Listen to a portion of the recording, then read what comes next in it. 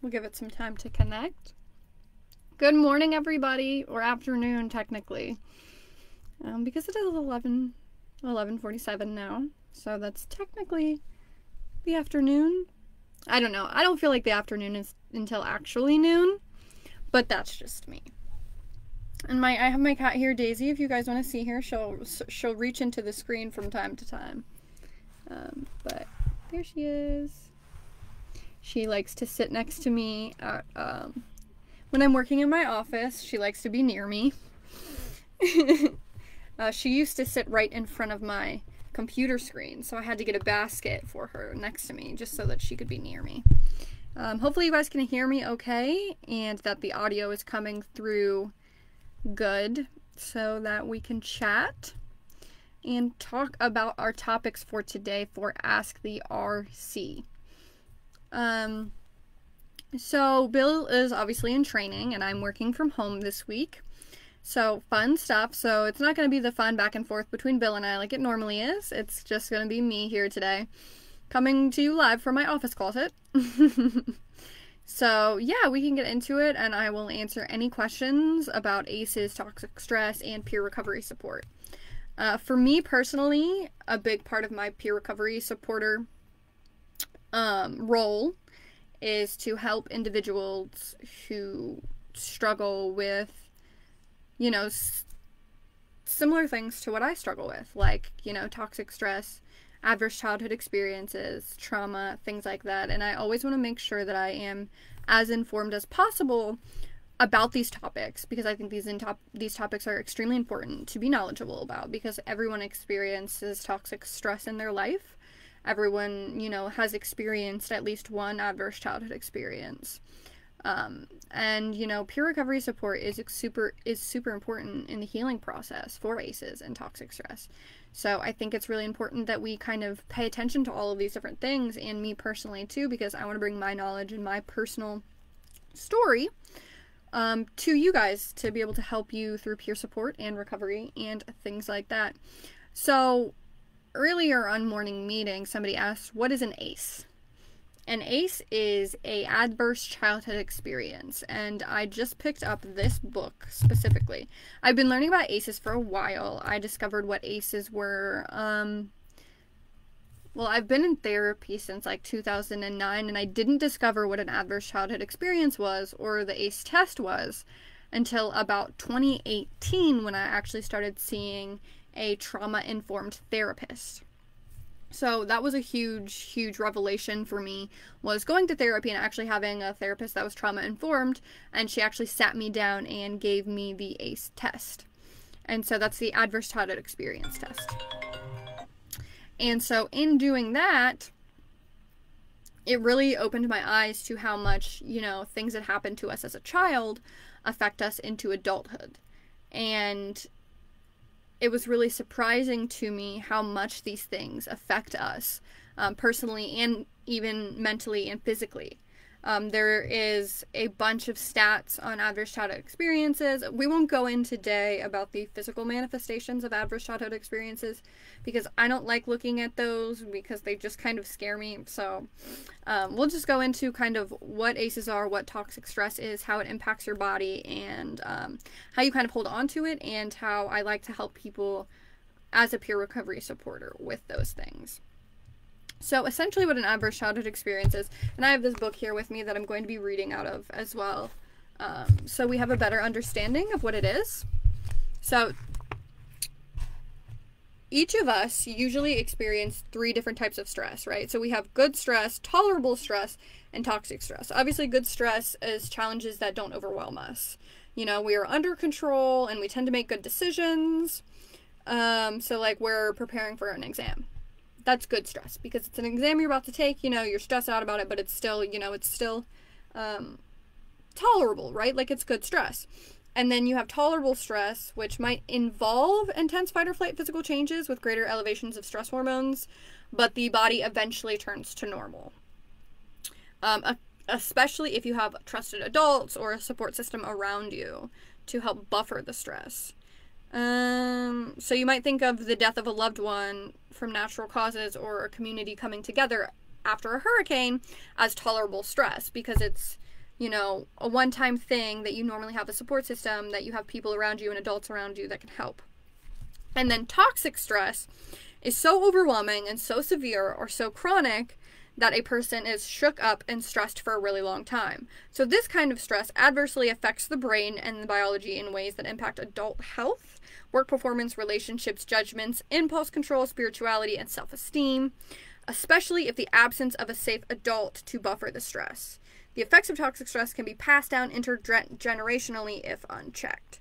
Yes, so epigenetics definitely play a role in toxic stress. And so, like, in a situation of toxic stress, essentially it has to be... So, I'll kind of go in, essentially, to... So it's basically like if you're growing up and you live in a really toxic environment. And in that toxic environment, you don't have a good family, paternal or maternal support system to support you in that. And then that can definitely go into, you know, turning into toxic stress. So how that relates to ACEs. So eventually, if you have toxic stress for a long enough period of time in your childhood, that then turns into adverse childhood experiences. So the Adverse Childhood Experience Study is the brainchild of two medical doctors, Vincent Folletti and Kaiser Permanente. They got together and they were able to analyze the medical records of more than 17,000 everyday patients at large health maintenance organizations, and they found that 10 commonly reported ACEs predicted a very wide range of psychological, medical, and functional problems. The 10 ACEs are 3 kinds of abuse, 2 kinds of neglect, and 5 kinds of household dysfunction. And so from having those kind of experiences when you're a child and in those developmental years, that can impact you greatly as an adult. So like I said, it can lead to, you know, different kinds of mental health conditions, physical conditions, risky behaviors, impaired functioning. So when you're given an ACE test, it's kind of a predictor of, you know, how much has your childhood impacted your everyday life, you know, as an adult. And what's funny to me is, as a kid, you know, I lived through a lot of different toxic stress, right? Like a very, very emotionally tumultuous family home life and kind of emotionally absent parents. So that kind of paved the way for my ACE score and for who I am as an adult. And it's interesting to me when individuals say things like, you know, oh, just get over it, it happened a long time ago. But what we know about ACEs and toxic stress and even trauma is that our body holds on to a lot of these things, right? Like, our body holds on to trauma. And the way that we remember things, especially when it comes to trauma, is very different in the way that we remember regular memories. So the way that regular memories are stored in the brain is regular memories are stored in the brain as picture memory, right? So your first baseball game, your first football game, you rode a bike for the first time, you know, you had a family cookout or whatever. Those things are stored as picture memory, so you remember them visually, right? But what we know about trauma is it's stored in a completely different way. In that it's stored in the body. And it takes some time for the body and the picture memory to meet up. This is why a lot of times when we experience trauma as a child, we don't necessarily realize or understand what happened until adulthood, right? So as a kid, we kind of sometimes either suppress our emotions, which means we push them down on purpose, or we repress the memories, which means we subconsciously push them down. So when the subconscious pushing down and the repression happens, we don't necessarily really even know that we have trauma, but our bodies know. And until that body memory meets up with the picture memory, will we really remember the experience that we had. Like for me, you know, growing up, I didn't really remember the extent of my abuse until I was in middle school and about 13 years old. And then it all came flooding back. Like, I like to tell people that, you know, one day I woke up and my life was completely different because all the chronic pain that I was feeling at that time caught up with the picture memory, and I was able to put the two together and realize, oh wow, this is why I'm having so much stomach pain, this is why I'm having all this stuff. Not to say that any physical manifestation or ailment that you're experiencing is a direct result of your trauma, because it's definitely something that you need to talk about with your therapist, your care team, you know, the people on your team.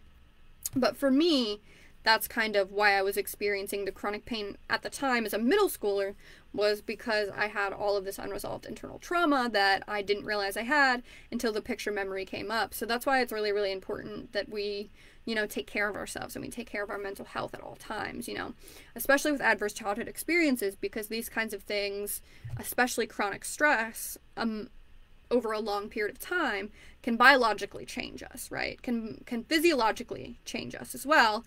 And then we can take that kind of adverse childhood experience and that toxic stress, and we could pass it on to our offspring. So a lot of times, you know, even if you have a fine upbringing and secure attachments and things like that, we talked about attachment styles last time and how, you know, our caregivers kind of pave the way for what kind of attachment, and we know that secure attachment is probable through practice and through, you know, implementation of boundaries and communication. We can become securely attached. And in that same way, with ACEs and toxic stress, though it impacts our body and though it impacts us mentally, we can come back from it. We can bounce back from it, which is why I like to talk about ACEs and why I like to talk about toxic stress.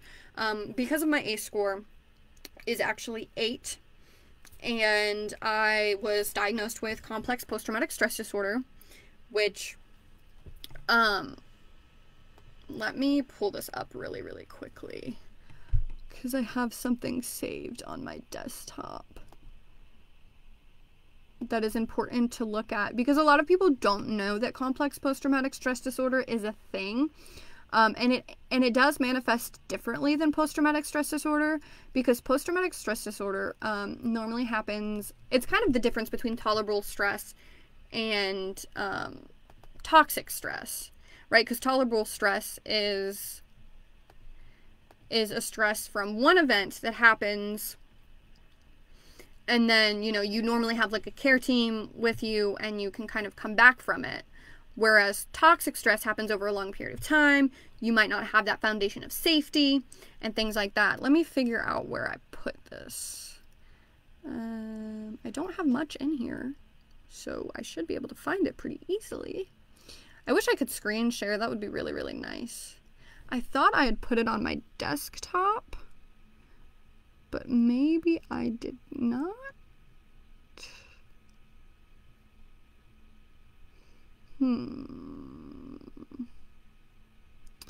There's that one. Let's try this one. This one might be it. Yep. Okay. So PTSD versus complex PTSD. I wanted to bring this up. This is from Herman from a study in 1992. So PTSD is perceived life-threatening situation with intense fear response. This can lead to intrusive, avoidant, and hyperarousal symptoms present. Whereas complex PTSD is a history of prolonged or repeated totalitarian control with resulting alterations in affect regulation, consciousness, self-perception, perceptions of the perpetrator, relations with others, and system of meaning. So essentially, it's the difference between, you know, going to war and having that perceived threat over time, and then foundationally having a perceived threat in the dynamic relations between your parents or your caregivers or people that are supposed to support you. So that's kind of the difference between the two, and it's important to, you know, look at these things and look about how they affect us physiologically and mentally, to kind of help us cope through these things, right? Because I know through a lot of the trauma training that I'm going through, where I was kind of, you know, in the beginning we talk about a lot of this really heavy stuff, and we go through a lot of these ways to heal. It's a lot of really great information, and the cool thing that I've learned from everything in this trauma training is that, you know, when you go through these things in childhood, it changes the way that your brain develops and the way that your brain handles situations, especially when you go through these things in childhood. I did read a book called Childhood Disrupted, how your biography becomes your biology and how you can heal. And it's actually really wild how much toxic stress affects your brain development and affects your body, because they did a study, sorry, my phone. They did a study where actually when you're a child going through toxic stress, a lot of times toxic stress can deplete your neurons. So And we have tons of neurons when we're born because we're consuming information, we're learning so many new things, and those neurons are just firing off so we can take in so much information, so we can learn, so we can eat, digest, go to the bathroom. So we're learning everything, right? But when you go through toxic stress, that toxic stress actually depletes those neurons. So by the time we get to puberty, that's what it's called. By the time we get to puberty, we lose about half of our neurons because we don't need them anymore, right? We're developed, we know how to feed ourselves, clothe ourselves, we know how to speak languages. But by the time we get to puberty, we lose about half of our neurons. So losing half for most people would be fine, but losing half for somebody who's experienced toxic stress can be almost detrimental to their development. So that's why people who go through childhood trauma and excessive are like bad at things like math and cognition, and it's just really, really interesting to look at these things and look at how our childhood development can impact our lifelong. And that's why it's always really funny to me when people are like, oh, just move on, just get over it, when in reality, it's oftentimes unavoidable, right? Like, it's oftentimes we have no control over the way that our body reacts to some things. We do have control over the healing that we do because of how we react to things, right? Like, if somebody slams a door, that's a trigger for me, or like loud bangs, or like just loud things really trigger me. So I freak out and I shut down, right? But it's up to me when those kinds of things happen is to learn how to regulate that response and learn how to cope. Okay, why do I freak out when these loud bangs happen? And what can I do in the future if another loud bang happens and I have to cope instead of breaking down and having a mental breakdown, right? Which I've actually learned through therapy, and a lot of trauma work has gone on in that way, how to cope through that. So it's really, really important. And the great thing that I've learned is that, resilience and, making a change is really, really possible with toxic stress and going through adverse childhood experiences. And here's just some of the checklists for adverse childhood experiences. If you just Google adverse childhood experience test, you can Google it and you can see what your ACE score would potentially be. So there's questions like prior to your 18th birthday. So they look at the developmental years because that's when it really like gets in there and kind of changes the way that your brain functions, right? So did your parent or adult in the household often swear at you, insult you, put you down, humiliate you, or act in a way that made you afraid you might be physically hurt? And then just kind of questions like that, like what was your perceived sense of safety like? Did you have a sense of safety, right? Was your safety constantly threatened? It's kind of essentially what the ACE score gets into and the ACE test gets into is how safe did you feel, Did you feel like if you were unsafe, did your parents support you, right? And the interesting thing, too, about toxic stress and ACEs is that some people are really, really impacted by these things. Some people really deal with these things for a lifetime, and they really affect them and really impact them. And sometimes it just doesn't. Sometimes people just are not impacted by these things and are fine. And just go through life and they're fine with, even if they went through like a really, really rough time in childhood, sometimes they come out of it fine and, and they don't develop any mental health problems or physical ailments, It's just really, really interesting to see, all the kind of factors that play into whether or not we're going to be impacted by these things. So that's a little bit about what ACEs is, what toxic stress is, and I'll link some good books if you're interested in learning more about this. The Body Keeps Score is a great one, which Martha has an online class about that if you want to get involved. That's basically how our body holds on to the trauma in our lives and how we can cope through that and kind of learn to work around the trauma in our lives and cope and heal through that trauma. And then also Childhood Disrupted, like I mentioned earlier, is a great one. And then we have The Deepest Well, which specifically talks about ACEs. It's actually the Surgeon General of California, Nadine Burke Harris, did that one, and she's great. She actually went into an inner city and looked at how toxic stress affects you from a doctor's viewpoint, right? She was a doctor working in a clinic, and she was like, what I've realized is like all of these people are coming in with these ailments and we don't know where they're coming from or what's going on. And she realized, a lot of it had to do with toxic stress. A lot of it had to do with their home environment. A lot of it had to do with the things around them. And what a lot of people don't understand is that kids are extremely resilient, but they shouldn't have to be, right? And so the earlier the intervention, the better. You know, intervention period is amazing and is great, right? But the earlier you get in there and the earlier you have that intervention, it makes a whole lot of difference. So, it's never too late to start. You know, if you think that, oh, I'm super old now and, you know, I'm in my 80s and there's no point. There's always a point, right? There's always, always, always a benefit in working on your recovery and working on these things that you struggled with. Right? Like, I always, always, always think that there's a benefit to these things. And I think it's really, really important to do what we can to heal through these things. Just for me, as a peer recovery supporter, I like to help people, you know, work through their own stuff when they come and they sit down and they tell me they're triggered or something like that. I'm like, okay, like, what led up to that? You know, do you know what triggered you? Let's do some grounding exercises, right? Do you have a care team available for you that you can kind of talk this out with, right? Because as peer recovery supporters, we're not therapists, we're not stand-in therapists. We're essentially there to give you hope and to support you and to give you resources, right? And so any kind of resource or coping tactic that I can kind of give you to help is really what I'm here to do and what I would love to do. A lot of times when we are struggling with, you know, trauma, our own bodies don't feel safe. So the things that work really well for everybody else's anxiety or everybody else's PTSD or depression might not work for somebody with trauma because they don't feel safe in their own body.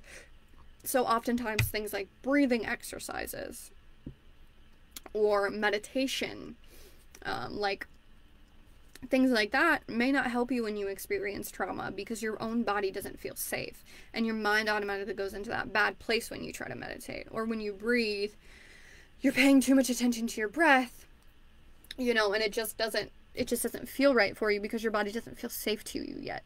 And that's okay. There's so many other things that you can do to help you breathe instead of just focusing on your breathing. There's these great online guided breathing tools, you know, where like the square gets bigger and you breathe in, and then it gets smaller and you breathe out. Or a great one too is blowing bubbles. Blowing bubbles is great if you want to take a deep breath and then it gives your mind something else to focus on rather than mainly focusing on your body.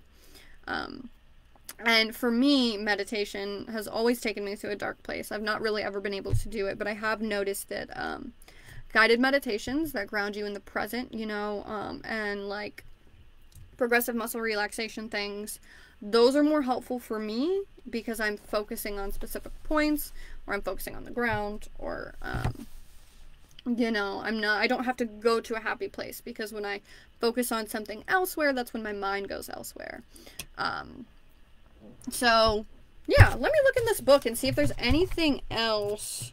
Oh yeah, I did want to talk about, there are other ACEs as well, other than just like, you know, were your parents divorced or separated? Did you live with anyone who was a drinker or who used drugs? Did a household member go to prison? You know, things like that are all on the ACE test. But there's also now an expanded ACE awareness scale, which is loss of a parent or guardian, loss of a close family member, serious illness of a loved one, any household violence, hostile parents, troubled marriage, too many children, to get parental attention, mother's prenatal or prenatal stress, because yes, blowing bubbles also activates the vagus nerve. Thank you, Brian, for bringing up the vagus nerve. That is great, great information. Yes, because you're blowing out like this, which then activates your vagus nerve, which is a neural network in your brain that kind of goes through your whole body and helps calm down your central nervous system. So when you activate that vagus nerve, there's so many different ways that you can do that. If you'd like to know more ways to do that, let me know. I can show you guys. There's also tons of YouTube videos on it. Google search it if you'd like. But yeah, these expanded ACE awareness scales I'm looking, which I haven't opened up this book yet, past page 10, and now this is page 12. So things like violence in the community, discrimination, isolation, growing up in poverty, homelessness, living in a war zone, terrorism, being kidnapped, child trafficking, all of these other things are on the expanded ACE awareness scale. So it's important to, here's my cat.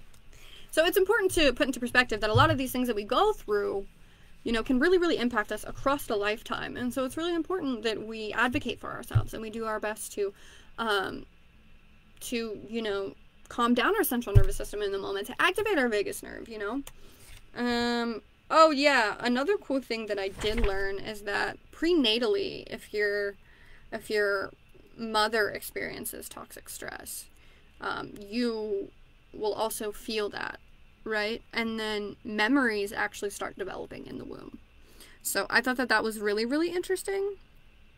Um, so this workbook I think is really cool. I don't know, I may turn it into a class because I kind of like it.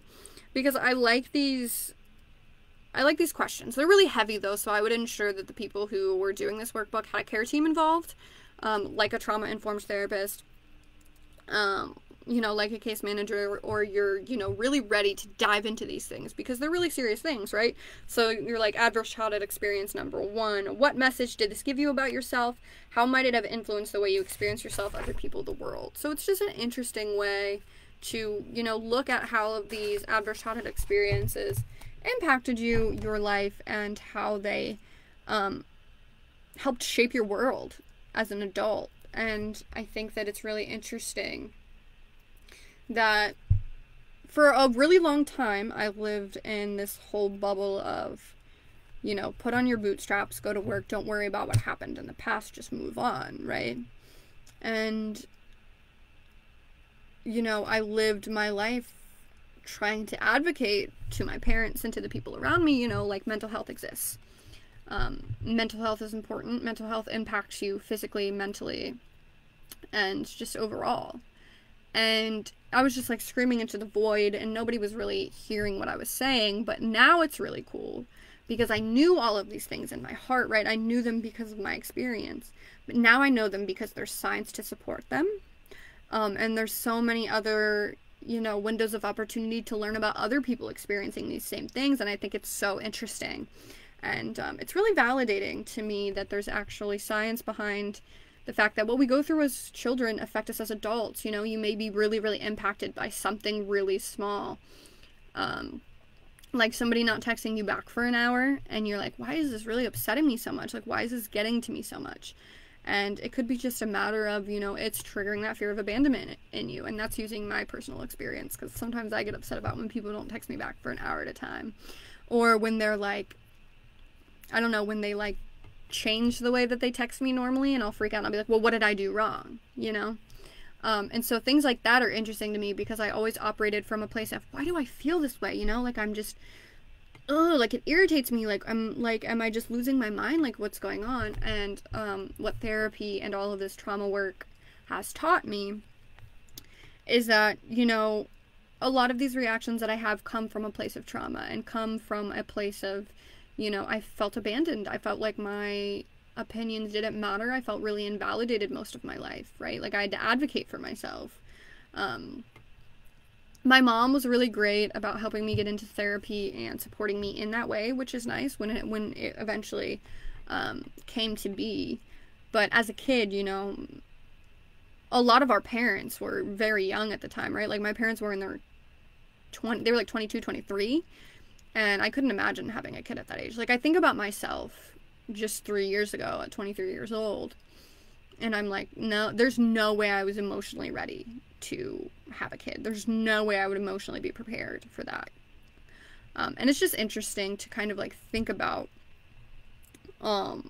just to think about that. Like our parents have their own, trauma and their own stress that they had to deal with, but they didn't think that they could. And I think that's an important, yeah, Brian, me too. Fear of abandonment is huge, right? And like our parents, I don't like when people say like, oh, your parents did the best that they could. Because maybe they did, but that is a little invalidating, right? Because it's like, yeah, maybe they did do the best that they could, but that doesn't change how I feel. And that doesn't change how their best impacted me, impacted me for a really, really long time and impacted me very negatively. And the interesting thing is that all of these things can really play into how we develop relationships as adults, how we handle specific situations as adults. And so that's why it's so important to really dig deep inside of ourselves and, figure out, why do we feel this way, right? Like, why do I feel really sad and like anxious when, when my boyfriend doesn't text me back all day. When in reality, he's just busy, right? Like, he's running around, he's got school, he's doing homework, but I'm feeling like, oh, he doesn't care about me anymore. Because, that stems from my childhood of one day, I was paid attention to and I was the gold star child, and then, the next day, nobody saw that I existed, and a lot of my emotions were invalidated. A lot of times I would scream, kick, and cry, and nobody would pay attention to me. And so it's kind of one of those situations. And most of my life, I had to pretend I was, like, sick to get attention. So now in my adulthood, I'm like, am I really feeling all of this chronic fatigue? Am I really feeling all of this full body pain? Or is it just, residual from when I'm a child? And so that's why it's really, really important, to do everything that we can. Practice gratitude. Go hang out with Brian and do his Attitudes of Gratitude class, because it's wonderful. Really journal, write, do what you need to do, and really, like, find a way to bring yourself peace, right? Because a lot of times our inner child is still really wounded. Sometimes they stomp and they kick and they cry and they're like, you need to pay attention to me too. And so what I like to do is kind of sit down with my inner child and tell her, like, you don't have to fight anymore. Thank you so much for everything that you did when we were in survival mode. And thank you so much for keeping me safe when we needed to be safe. But you can go play now. You can go be a kid now. You can go and do all of these things. You don't have to protect us anymore. It's okay now. We have the tools we need. We can be everything now. And you can go be a kid again. And I think really doing that inner child work and sitting with my inner child and telling her, like, thank you for everything that you've done for me. And, and sometimes doing childlike things to help our inner child and to soothe our inner child, like blowing bubbles or coloring or doing art projects, or reading a fun book or watching silly TV or, going to see the Festival of Lights, going to the zoo, going to the aquarium, all of these things that would excite you as a kid, do them anyways. Go and do them. Go find a friend and go do them. Go play checkers, right? Go play monkeys in a barrel or apples to apples or, whatever kind of thing that you like doing as a kid, go do it. Why not? Because everything that you do to heal that inner child or to make yourself happy, it counts. And I think that's something that's so, so important for us to remember, is that every step forward counts and every step towards our healing counts, no matter what. Your body will remember it. And your body, carries all of this weight from when we were kids. All of this weight from childhood, from everything that we've went through in life. Our body carries it for us, right? And everything that we do, big or small, to help us, takes that weight, takes a little bit more weight off of our shoulders, and takes a little bit more weight off of our bodies, and takes a little bit more weight off of that inner child. And, obviously, moderation is key with any kind of healing. What I've had the problem with this past year, because there's nothing else to do, is I've been throwing myself in my healing process, right? Every single day, just like, why do I do this? Journal, like, thinking about my past, thinking about how it affects my future, learning everything that I can, and, right, a lot of times sometimes we can get heal overload, right? So that's why it's so important to give yourself a break, right? You can't focus on your healing every single day. Every single day you do, in a way, focus on your healing anyways. So it's important to take that break, do self-care. Sometimes self-care means cleaning your house, doing the dishes, taking a shower, or finding a friend and going to the aquarium, right? Finding a friend and going to the zoo.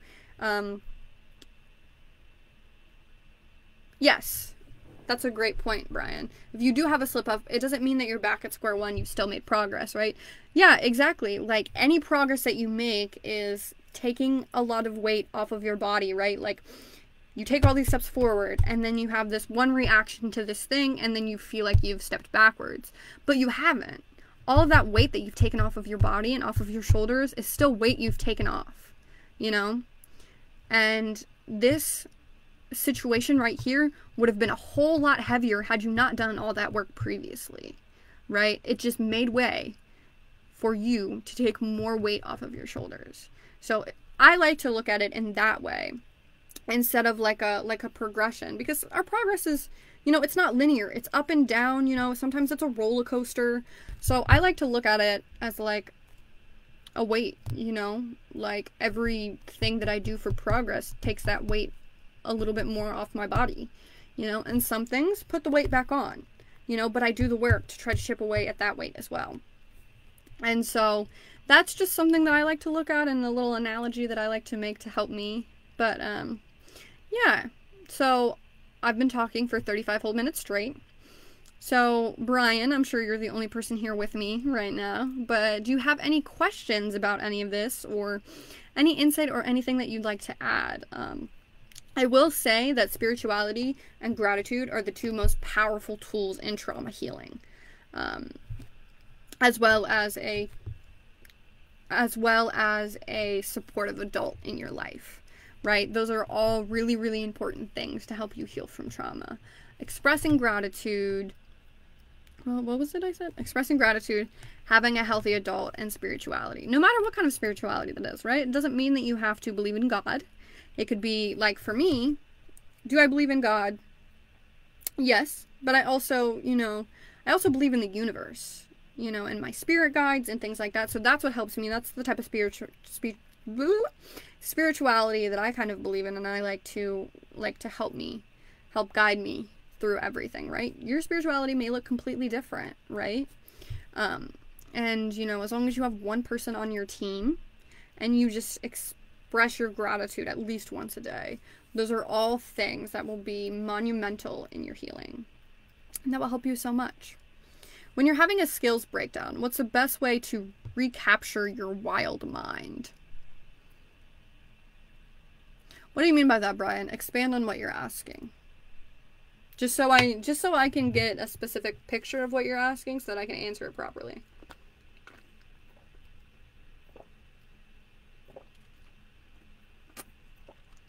Quoting John Legend. That's where it gets a little dicey there, Brian. Did I say John Legend? I meant John Lennon.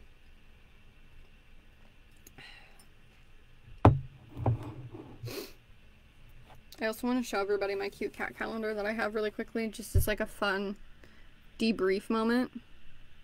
Look how cute this is. Aw, it's cat in a basket, and my cat's in a basket. It's like it predicted what was going to happen today. Wild mind, because when your mind races and you're dealing with anxious thoughts and such. Okay. Yeah, so what I've been doing, because my mind does that a lot, I worry mainly, for me, my anxious brain, when I have an anxious thought, it just kind of tumbles and goes down and down and down, and that happens to me a whole lot. A lot of times it can be about my boyfriend when he's not texting me back. I'm like, oh, is he cheating on me? Where is he at? Why is he ignoring me? What did I do wrong? Like, you know, things like that. And also a lot of times with my health, too. Like, I will eat something and then I'll get like a headache, or my body will hurt, or like, my face will feel flushed, or like something that may not even relate to the food that I ate happens, and I'm like, oh my gosh, is it the food that I ate? Why did I experience this? You know?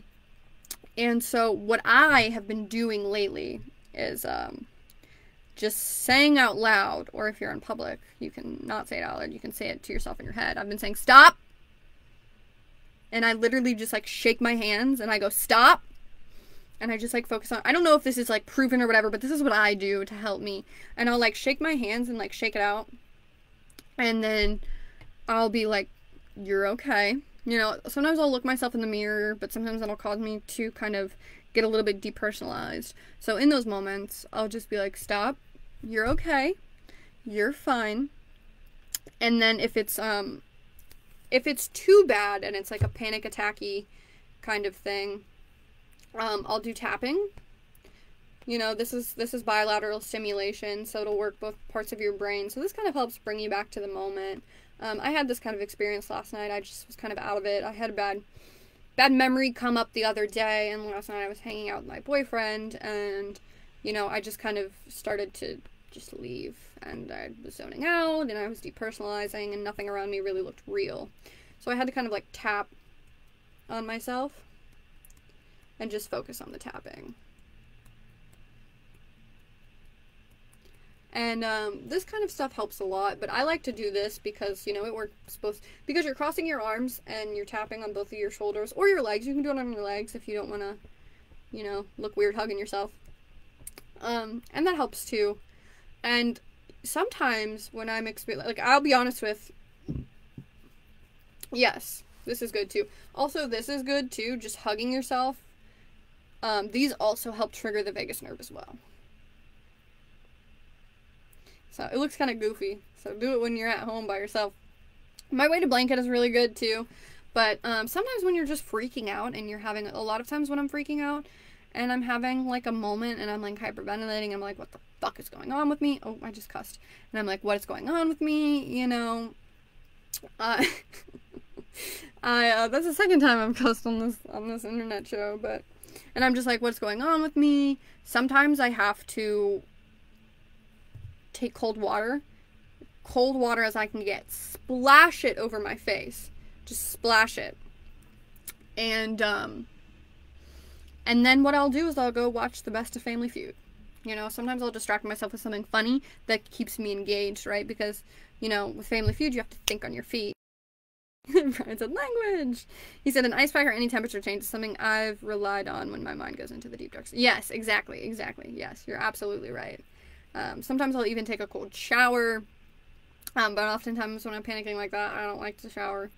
But sometimes I'll just have to sit in it. You know, I have an eye mask that you can put in the freezer, so I keep it in the freezer with me at all times. So I'll just lay it on my forehead and like watch Steve Harvey or watch Jeopardy or something that engages my mind, so I'm not thinking so much about the anxiety that I'm experiencing or what I'm feeling in my body, but I'm focused on that thing. Or I'll watch a comfort show, or sometimes I'll give myself something to look forward to, like I'll make myself chocolate milk, or, you know, something that's just comforting to me.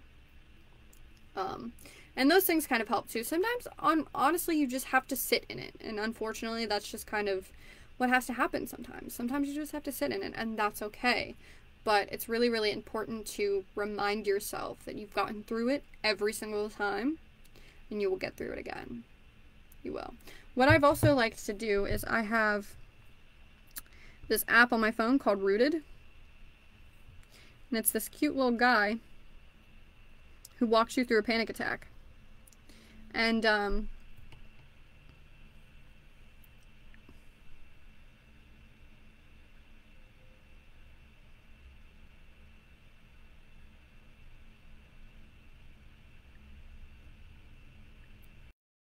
so it's essentially like, how are you feeling?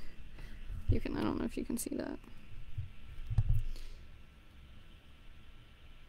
No, you can't really see it. But essentially it's got like two little buttons right here, and it says, how are you feeling? And you said, not good, help me feel okay, confident, let's do this. So if you're not feeling good, it says, help me feel okay, and then...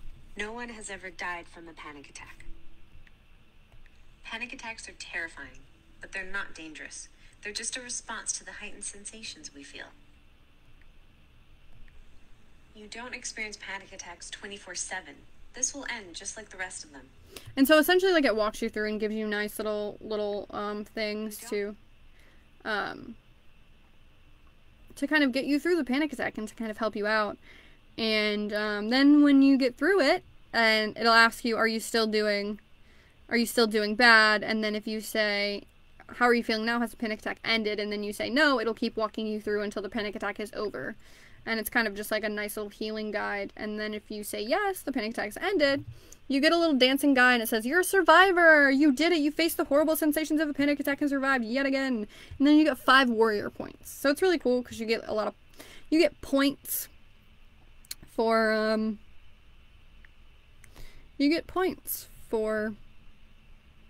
surviving panic attacks, which I think is really, really cool. And I'll type it in the comments.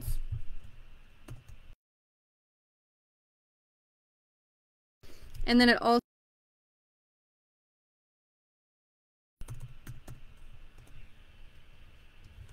and a breather tool, so you can, you know, practice deep breathing daily and calm you down, and then you get points for doing that too. So, good stuff. Alright, well, I think that's it. I've been talking for a full 45 minutes, so I think this is my time. Next week, Bill is training until next Wednesday. So I'm sure Ask the RC will be back with Bill and Amanda next week.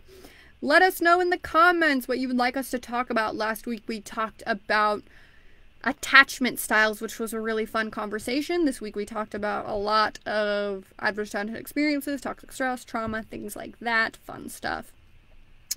And then, yeah, I don't know what we're going to talk about next week, but I'm curious to see. Bill and I will talk about it and get back to all of you. If you have any suggestions, please let us know. We'd love to hear your thoughts. Yeah, I think that's it. Be kind to yourself. Be patient with yourself. You can do this. And I'm going to challenge you all, by you all, I mean Brian, to do one self-care activity that deals with healing your inner child. So, hula hoop, or blow bubbles, or go to the zoo, or buy a bouncy ball. You know, fun things like that.